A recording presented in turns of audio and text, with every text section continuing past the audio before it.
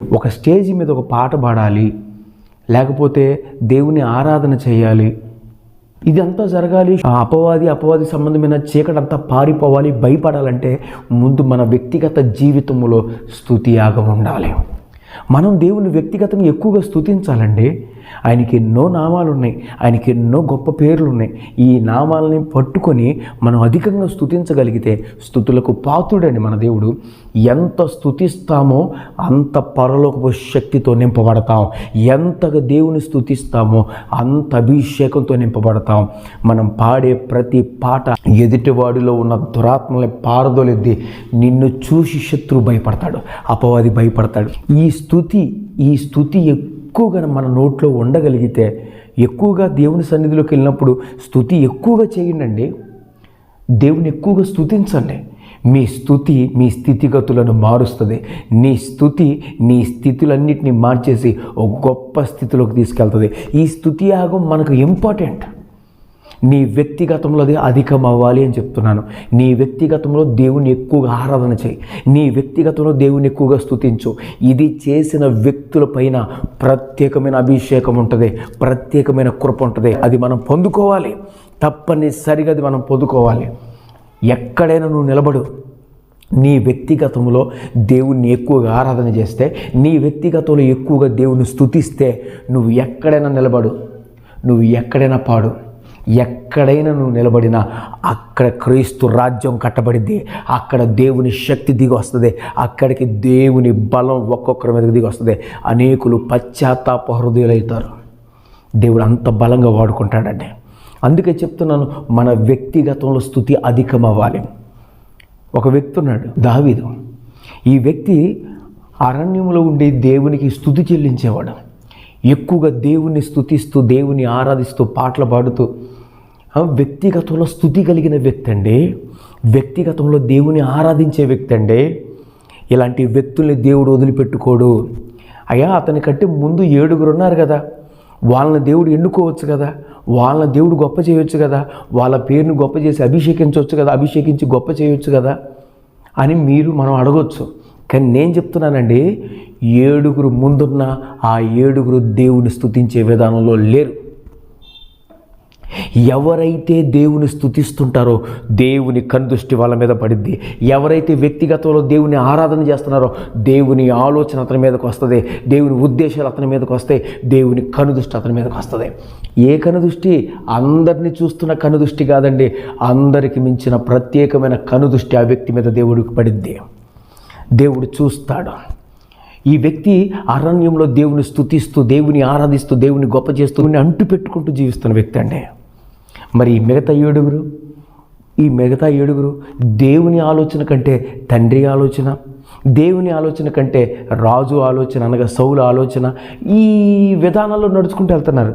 కానీ మనం అడుగుదాం, నువ్వే ఆలోచనలో ఉన్నావు, నువ్వే విధానంలో ఉన్న దావీదుని అడిగితే, నేను నా తండ్రి ఆలోచనలో లేనండి, నేను రాజు ఆలోచనలో లేనండి, ఏ మనిషి ఆలోచనలో లేను, నన్ను కాపాడే కాపరి అయిన యెహోవా నా కాపరి, ఆయనే నా ఆలోచన, ఆయనే నా తలంపు, ఆయనే నా కోరిక.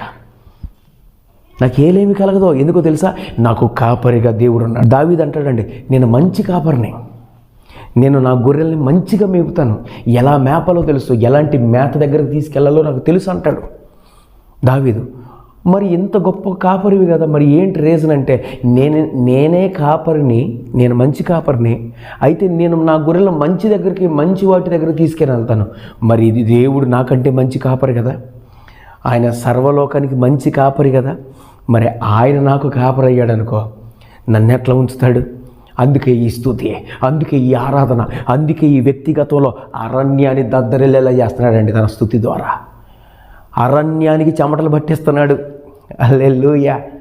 అరణ్యంలో ఆయన చేసే స్తుతి ఆరాధన, ఆయన చేసే స్తుతి, ఆ స్తుతి యాగం అరణ్యాన్ని కదిలిస్తుంది. కాబట్టి ఈ వ్యక్తిగత స్తుతి ఆరాధన, ఈ స్తుతి యాగం వల్ల ఈ వ్యక్తి ఎక్కడ నిలబడిన విజయాన్ని చూస్తున్నాడు, ఎక్కడ నిలబడిన శత్రు కోటలు కూలుస్తున్నాడు, ఎక్కడ నిలబడిన ఆత్మకార్యాలు జరుగుతున్నాయి. వచ్చాడండి శత్రువు అరుస్తున్నాడు, గొల్లియతు కూడా అరుస్తున్నాడు. వచ్చేసి అంతకుముందు ఏమో సింహం వచ్చింది, ఎలుగుబంటి వచ్చింది, ఇంకేయన్నా రాని వాటన్నిటిని చంపేశా. ఎందుకో తెలుసా? ఈ వ్యక్తిగత స్తుతి ఆరాధన కలిగి ఉన్నాడు, దేవునితో అంటి పెట్టుకున్నాడు. దేవుని స్తుతించే వ్యక్తి, దేవుణ్ణి కలిగిన వ్యక్తి ఎవరైతే స్తుతిస్తారో వాళ్ళ దగ్గర ఉంటాడండి. సింహాసనం వేసుకుని కూర్చుంటాడండి. మన స్తోత్ర సింహాసనం మీద కూర్చుంటాడు దేవుడు. అందుకనే సింహం వచ్చింది, చంపేశాడు. ఎలుగుబంటి వచ్చింది, చంపేశాడు. ఇప్పుడు గొల్లియతుగా నిలబడ్డాడు. స్తుతితో నింపబడిన వ్యక్తి 40 రోజుల నుంచి కేకలు వేస్తున్నాడు గొల్లియతు. 41వ రోజు దావీదు వచ్చాడు. 41వ రోజు వాడు లేడు. హల్లెలూయా, వాడు లేడు, అక్కడ లేడు. ఎందుకనంటే స్తుతించేవాడి ఎదుట శత్రువు నిలబడలేడు. స్తుతించే వ్యక్తి ద్వారా ఆరాధించే వ్యక్తి ఎదుట ఎవ్వడు నిలబడలేడు. ఏ చీకటే నిలబడలేదు. దావీదు వీణ వాయిస్తున్నాడు, దావీదు సితార వాయిస్తున్నాడు, ఇన్స్ట్రుమెంట్ వాయిస్తున్నాడు. సౌలులో ఉన్న దురాత్మ వెళ్ళిపోయిందండి. అంటే అతని యొక్క ప్లే చేసే ఆ ఇన్స్ట్రుమెంట్ కూడా శత్రువుతో మాట్లాడుతుంది. హల్లెలూయా, ఆ శత్రువుతో మాట్లాడుతుంది. అంటే దావీదు పాట పాడితే కదండి, ఇన్స్ట్రుమెంట్ వాయించినాక చీకటి పారిపోతూ ఉంది, దురాత్మలు పారిపోతున్నాయి. అంటే ఇతను ఏది చేసినా అక్కడ దేవునికి మహిమ వస్తుంది. ఇతను ఏది చేసినా దేవుడు గణపరచబడుతున్నాడు, దేవునికి మహిమ వెళ్తూ ఉంది. అందుకని శత్రువు అక్కడ నిలబడలేకపోతున్నాడు. ఈరోజు చాలామంది కూడా అలాగే ఉన్నారు. కానీ ఈ ఇన్స్ట్రుమెంట్ వాయించేవాళ్ళే కానీ ఇలాగే చాలామంది అపవాదిగాడు వాళ్ళని రాంగ్ వేలోకి తీసుకెళ్ళి ఎన్నో బలహీనతల వైపు, ఎన్నో ఇబ్బందుల వైపు, ఎన్నో ఆశల వైపు నడిపిస్తున్నాడు. అందుకనే ఈ ఇన్స్ట్రుమెంట్ వాయించేవాళ్ళు చాలామంది పడిపోవటానికి ఇదే కారణం. అంటే దేవుని చిత్తం ఏంటో క్లారిటీ తెలుసుకోలేక అపవాదిగాడు వాడు మంచి ఆరాధికుడుగా అప్పుడు అంతకుముందు దేవదూతగా ఉన్నప్పుడు నాకంటే వీళ్ళు ఆరాధన చేస్తారా, నాకంటే వీళ్ళు ఇన్స్ట్రుమెంట్ వాయిస్తారా అని వాడు ఏం చేస్తున్నాడంటే వాళ్ళని సరిగ్గా దేవుళ్ళో ఉండనీయకుండా దెయ్యాలు పారిపోయే అంత ఆ యొక్క ఇన్స్ట్రుమెంట్ వాయించకుండా చేస్తున్నాడు. అది జరగకూడదు. ఆమేన్. వాయించే ప్రతి సంగీత కళాకారుల్లో ఉన్న ప్రతి ఒక్క వ్యక్తి వాయిస్తూ ఉండగా దురాత్మల పారిపోవాలి. ఈ గొప్ప అభిషేకం మన భారతదేశంలో ఉన్న ప్రతి ఒక్క ఇన్స్ట్రుమెంట్ ప్లేయర్ మీద దేవుని కృప దిగివచ్చును గాక. ఇన్స్ట్రుమెంట్ దేవుని కోసం వాయించే ప్రతి ఒక్క ఆ వ్యక్తి మీద దేవుని కృప దిగివచ్చును గాక. వాయిస్తూ ఉండగానే అభిషేకం దిగి వస్తుందండి, వాయిస్తూ ఉండగానే చీకటి పారిపోతూ ఉందండి. ఈ కృపను మనం పొందుకోవాలి. అంటే ఈరోజు డ్రమ్ము కొట్టిన, డోలకు వాయించిన, తబలా ప్లే చేసిన, కీబోర్డ్ ప్లే చేసిన, ఫ్యాడ్ ప్లే చేసిన, ఏది చేసినా, పాడిన, ఆరాధించిన దేవుని నామానికి మహిమ రావాలి, శత్రువులు పారిపోవాలి. వ్యక్తిగత ప్రార్థన, వ్యక్తిగత స్తుతి, వ్యక్తిగత ఆరాధన ఎందుకో తెలుసా? మనం ఒకటి నేర్చుకోవాలనుకున్నాం అనుకోండి, ముందు మనం దాని మీద ట్రైనింగ్ అవుతాం. అవునండి, ముందు మనం దాని విషయంలో ట్రైన్ అవుతాం. బాగా ట్రైనింగ్ తీసుకుని పదే దాన్ని ప్లే చేస్తూ ఉంటాం.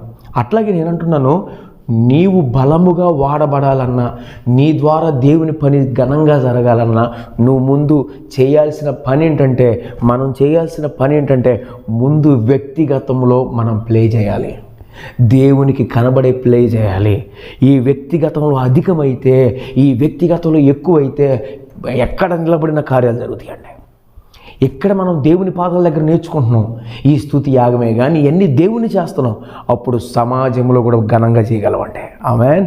ఈ స్తుతి వల్ల వెయ్యన్న బద్దలైపోతాయి అంతే. అట్లాగే యెరికో ప్రాంతంలో 6 రోజులు తిరుగుతూ స్తుతిస్తున్నారు. 7వ రోజు కూడా తిరుగుతూ స్తుతించారు. యెరికో గోడలో బద్దలైపోయినాయండి. ఈ స్తుతి అసలు నువ్వు ఆపొద్దండి. మన స్తుతి బలమైంది. ఈ స్తుతి యాగాన్ని దేవుడు యాక్సెప్ట్ చేస్తాడు. కాబట్టి శత్రువు వచ్చిన కదలికలు నీకు కనబడిన ప్రతిసారి కూడా స్తుతించు. రాత్రిపూట అపవాదిగాడు వచ్చిన కదలికలు నీకు తెలిస్తే లేచి బలంగా స్తుతించు. అపవాది కదలికలు నీకు అర్థమైనప్పుడు స్తుతించడం నేర్చుకో. స్తుతించు. ఆయన శిలువ యాగం గురించి స్తుతించు. ఏ త్యాగం అయితే చేశాడో దాని గురించి స్తుతించు. లేచినందుకు స్తుతించు. ఆయన చేసిన ప్రతి కార్యాన్ని బట్టి స్తుతించు. స్తుతించేవాడి దగ్గర శత్రువు నిలబడలేడు. స్తుతించేవాడి దగ్గర వెలుగు నిలిచి ఉంటుంది. స్తుతించేవాడి దగ్గర చీకటి ఎంత మాత్రం నిలబడలేదు. ఈ స్తుతి యాగపు అభిషేకం నీ మీద, మనందరి మీద ఉంటుంది. ఆమేన్. దాన్ని పోగొట్టుకోవడానికి వీల్లేదండి. ఎంత మాత్రం పోగొట్టుకోవడానికి వీల్లేదు.